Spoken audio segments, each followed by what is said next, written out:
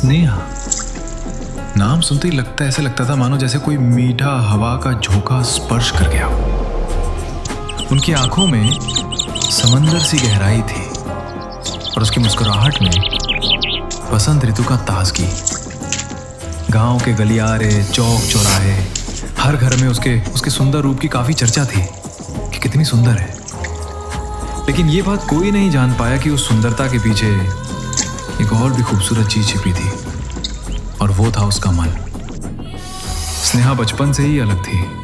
जब दूसरी लड़कियां आईने के सामने खड़ी होकर बाल संवारती, वो नदी किनारे बैठी मछलियों को निहारती, जब लोग बाजारों में नए कपड़े और गहनों की बातें करते, स्नेहा पौधों को पानी देती, उनकी पत्तियों से बातें करती। उसके कमरे की खिड़की हमेशा खुली रहती ताकि चिड़ियों की चहचहाहट सुबह की घंटी बने और ठंडी हवा उसकी सहेली।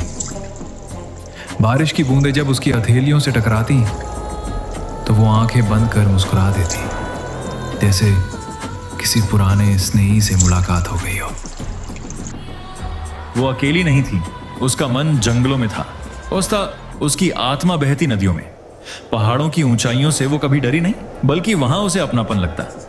पत्तों की सरसराहट उसे गीत लगते और हिरणों की दौड़ में उसे जीवन का उत्साह दिखता। गांव के कुछ लोग कहते, इतनी खूबसूरत लड़की और जंगलों में भटकती रहती है। लेकिन स्नेहा मुस्कुराकर कहती, ये जंगल नहीं, मेरा घर है। ये झरने मेरे अपने हैं, ये पक्षी मेरे दोस्त हैं। और सच्चा प्यार वो होता है जो बिना किसी स्वार्थ के हो। मुझे वो प्यार प्रकृति ने दिया है।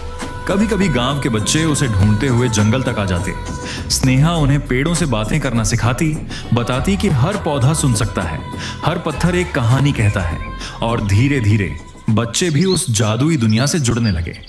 वो सुंदर थी, हाँ, पर सिर्फ चेहरा ही नहीं, उसका मन, उसकी आत्मा, उसकी सोच, सब कुछ इतना शुद्ध था कि लोग भूल जाते थे कि वो एक इंसान है।